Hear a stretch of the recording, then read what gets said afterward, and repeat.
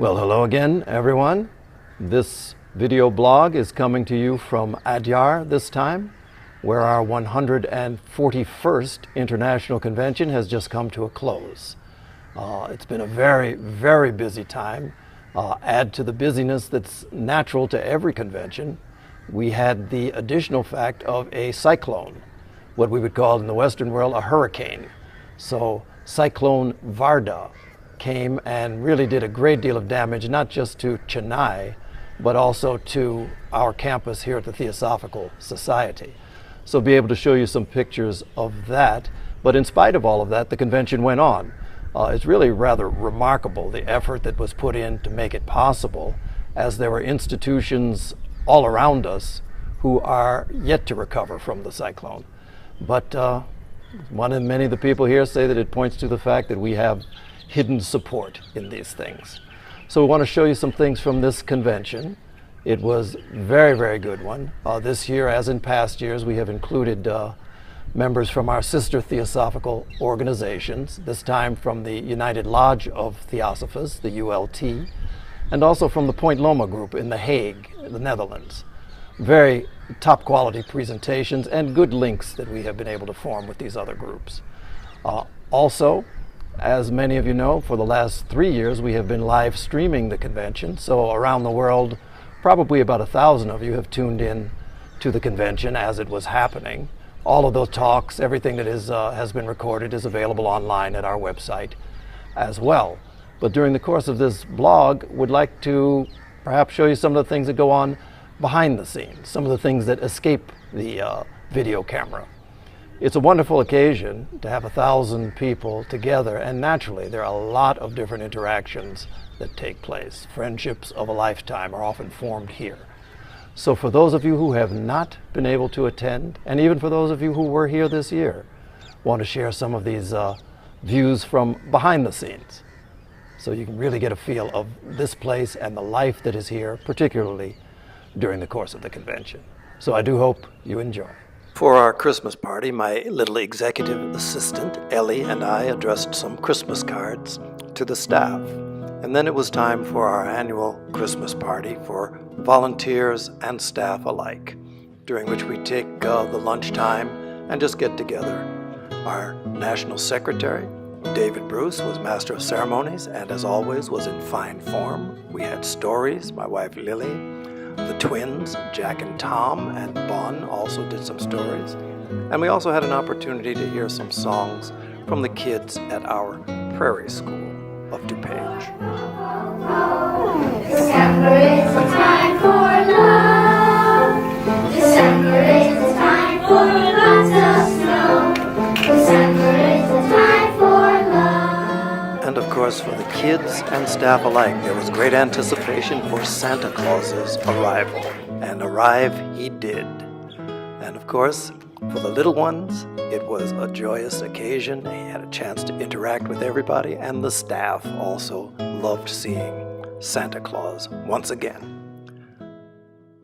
Meanwhile, back at Adyar, on the December 11th and 12th, it was struck by a very powerful cyclone. Here are some images of what occurred around the city.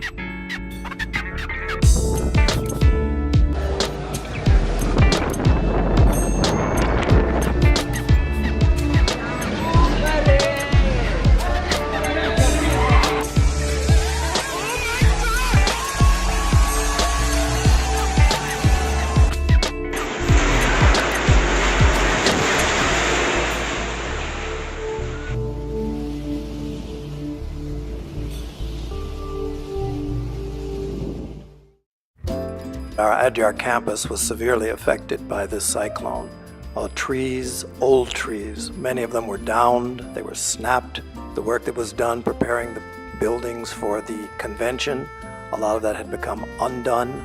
And so it was a matter of a rapid effort to try and clear away the debris. Remarkably, the staff, volunteers from outside came together so that the event was able to go on just as scheduled, beginning with our General Council meeting, which takes place on the 30th of December.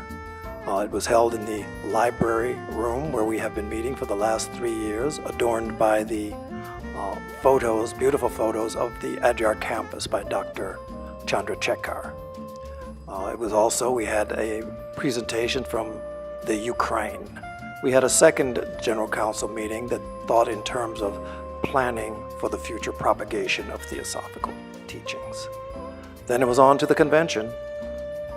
As is customary, this year we had about 900 people register for the convention, probably about over 1,000 people in actual attendance. The temporary roof was put up.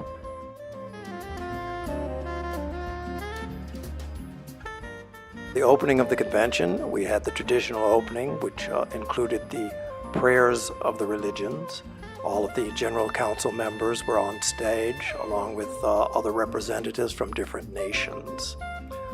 The prayers of the religions took place, and then that was followed by the tradition of the President's report, which is a report that is given on all of these sections within the TS and also our federations.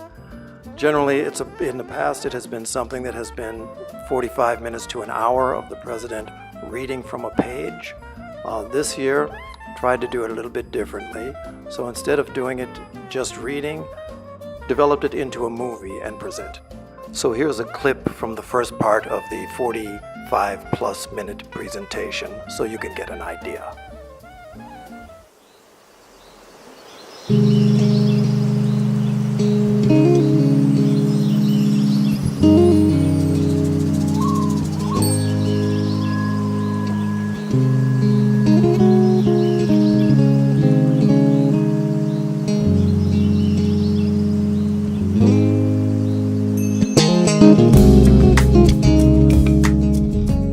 As 2016 is my last full year as National President of the Theosophical Society in America, this year's report will start with my last report of TSA work in this capacity. So immediately following the opening of the convention, the custom is for the President to go and open the various stalls for the Social Welfare Center and the school where various products that they have made are being sold. I go and cut the ribbon and make the first purchases, and then of course the members, the delegates at the convention follow. The afternoon on the first day is always a reception for our delegates. This year handled quite beautifully by my wife and a team of people who worked with her. This year, the group from Karnataka did all of the catering for the event, as well as the Indian kitchen in Bhojansala. We'll show you more about that. But it's a time for people to get together. The children from the school came and sang us a nice song, and to have conversations prior to the actual events which will be proceeding during the convention.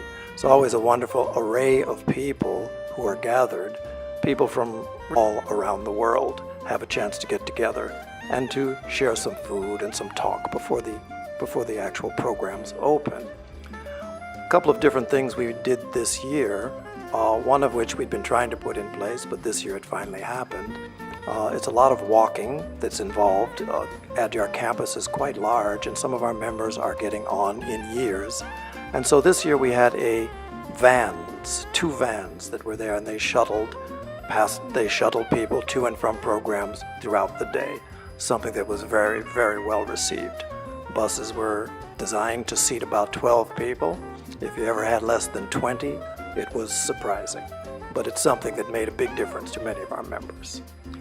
New Year's Eve came, and many of us got together at Leadbeater Chambers in the kitchen area. We were doing the preparations with lights and food and sweets for an evening of song and celebration together, which took place and culminated in a bonfire. This year we couldn't go out to the scout camp because the damage from the trees were still there, so we had a different location. Well enjoyed, well received by all, drinking tea and singing songs into the wee hours of the night.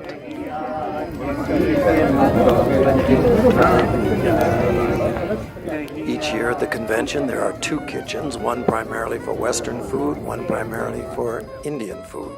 This year the Bhojansala kitchen was taken over and developed by our Karnataka Federation. We installed a new reverse osmosis plant for water purification. They had taken a blank space and converted it into a kitchen complete with wood-burning fire cooking, as you can see here. It was a huge affair, serving around 500 to 600 people per meal. We had transformed the area and did a great deal of work in making it happen, but then it was up to the Karnataka Federation, and they really took it to a different level. So much food preparation for so many people. They would focus on it when they would be preparing the food. They would sing when we would have the food served. Prior to it being served, there were prayers that were said, and then people would eat. But a new structure was put up to house the dining area. This actually was an open space which we had developed, and then once it started, there was no stopping it. It was the place to be.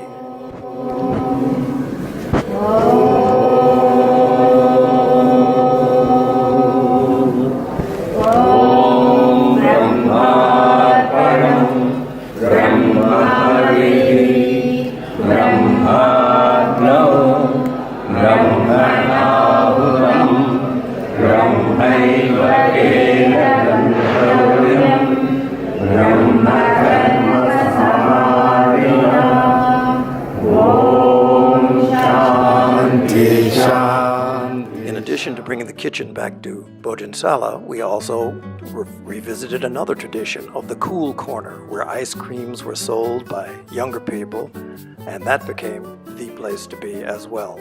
Deep into the night, people would be buying ice cream and talking together. The Indian Convention takes place within the International Convention, and it's my role to inaugurate that from year to year.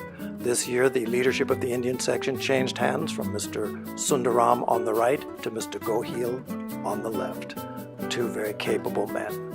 The Besant Lecture this year was delivered by Ambassador Rajashekar, former ambassador to Haiti, Cuba, and other areas in the world. This year's Theosophy Science Lecture on Beyond the Brain, the Unifying Force of Consciousness was presented by Dr. Sangita Menon and was absolutely exceptional. It's online at the TS Adyar site, worth listening to. Our other lecturers included Linda Oliveira from Australia, Professor R.C. Tampi, and we also had the United Lodge of Theosophists, represented by Carolyn Dorrance, and the Point Loma group of The Hague by Baron Vorham. This is something we started last year, and it's really a very good exchange between our sister theosophical groups. Nancy Seacrest, Esteban Languaz from Argentina, and others were featured speakers during our panels and during our featured lectures. Every year during the convention, there are groups within the Indian section who do not fully speak English, and so there would be translations that would take place for those groups here in Karnataka. Our performances were from Kalakshetra dance troupe, and we also had a wonderful performance by two brothers who were fantastic violinists who got together, and they had an evening presentation. Perhaps the most memorable event of this convention was the Global Rhythms Children's Choir, which is directed by Mr. Srinivas Krishnan. This is an effort that Maria Artema had worked in cooperation with him and a group of other people from Chennai to bring to the Theosophical Society the very first performance of this choir of more than 500 children. Mr. Srinivas Krishnan, Srini, is a world-class music educator who has worked internationally and has brought together some of the finest musicians to help to coach this choir. Musicians who have worked with such people as A.R. Rahman and some of the finest musicians on their instruments in India. He brought the kids together.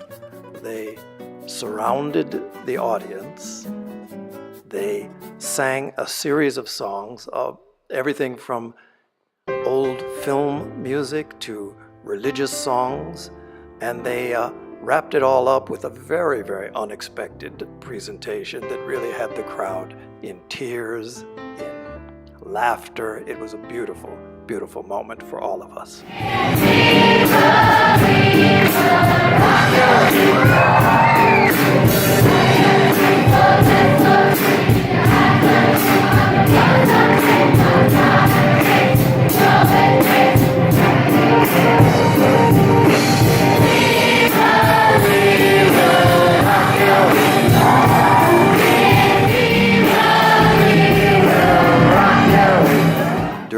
course of the convention, there are a number of things that go on. I met with a group from the Ukraine who presented a medal related to HPB and their work in the Ukraine. There was some tree planting with some of our walkers that come to the campus. That's going to be something that will be ongoing. And then we have the new members meeting, which always takes place immediately after the closing, where we have a chance to talk to and greet members who have just joined during this convention. So as with every year, all good things do come to an end. We came together, 1,000 of us, and we must part, hopefully inspired, hopefully filled with something that can actually go out into this world as a source of good, as a source of blessing to a family of humanity so much in need.